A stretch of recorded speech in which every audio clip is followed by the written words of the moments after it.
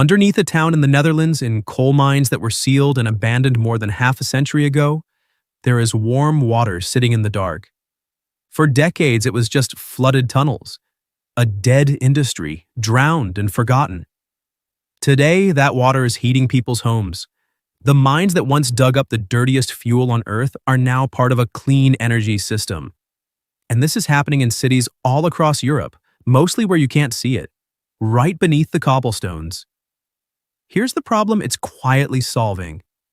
Heating buildings is one of the biggest sources of carbon emissions nobody talks about. We obsess over cars and power plants, but a huge share of a cold country's emissions comes from one dull fact: millions of buildings burning natural gas to stay warm. You can put solar panels on every roof and it barely touches that. To decarbonize a cold city, you have to rip out the thing heating it, the gas grid, and that's an enormous, invisible job. So in the next few minutes, I'm going to show you 3 things. How you heat an entire city district using nothing but the mild warmth sitting under the ground. Why flooded old mines and even abandoned oil caverns are turning out to be accidental treasure. And why this is spreading across Europe fast, while most people have no idea it's under their feet. You're seeing this early while it's still being built. If you like the hidden systems quietly reshaping the modern world, hit subscribe. It genuinely keeps this channel alive, and that's the only time I'll ask. Let's dig in. Start with a strange fact about the ground beneath you. Go down just a little way, past the reach of the seasons, and the Earth holds a steady, mild temperature all year round. Not hot, not cold, just stable, warmish, no matter what the weather is doing on the surface. Summer or winter, it barely changes. That mild, constant warmth is the raw material. On its own, it's not hot enough to heat a home. And this is where the real hero of the story comes in: the heat pump. A heat pump is a genuinely clever machine. It doesn't burn anything. It takes low-grade warmth from one place, the ground, the air, a body of water, and concentrates it, upgrading gentle warmth into useful heat for radiators and taps. Think of it as a fridge running in reverse. A fridge pulls heat out of its inside and dumps it into your kitchen. A heat pump does the same trick, but aimed the other way. It pulls warmth out of the earth and pumps it into your home. And because it's just moving heat rather than making it, a heat pump is spectacularly efficient. Put in 1 unit of electricity and you can get 3, 4, sometimes 5 units of heat out. No boiler, no flame, no gas. Now run that at the scale of a whole neighborhood, and you've replaced the gas grid with something that emits nothing at the building at all. But a heat pump needs a source of that low-grade warmth to draw from. And that's where Europe found something it wasn't expecting, buried in its own industrial past. Go to Heerlen in the south of the Netherlands. It was a coal town. When the mines closed, the tunnels flooded. Hundreds of meters of old workings filled with groundwater. And that water, warmed gently by the earth around it, sits at a mild, useful temperature all year. So the town built a system called mine water.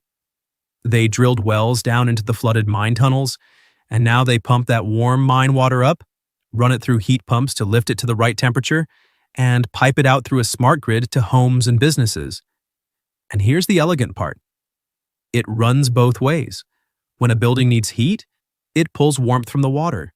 When a building needs cooling in summer, it dumps its excess heat back into the ground, storing it for later.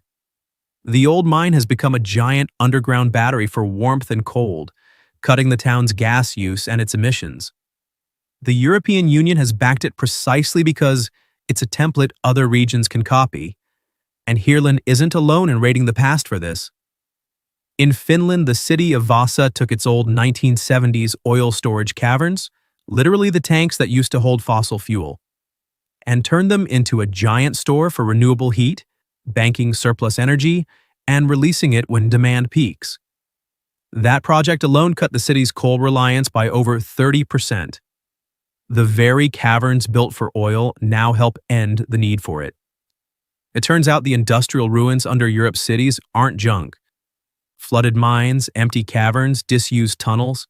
They're ready-made reservoirs, and cleaning up the old world is helping power the new one. But this goes beyond clever reuse. Even cities with no mines are building these systems from scratch. And going big.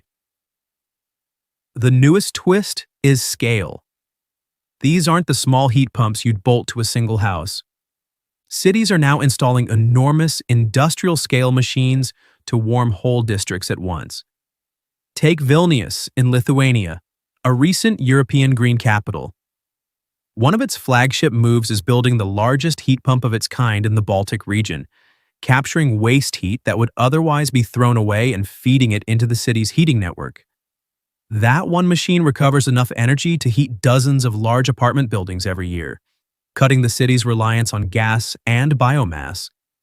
This is heat pump technology stepping out of the basement and into the role of city-scale infrastructure. A genuinely different order of magnitude.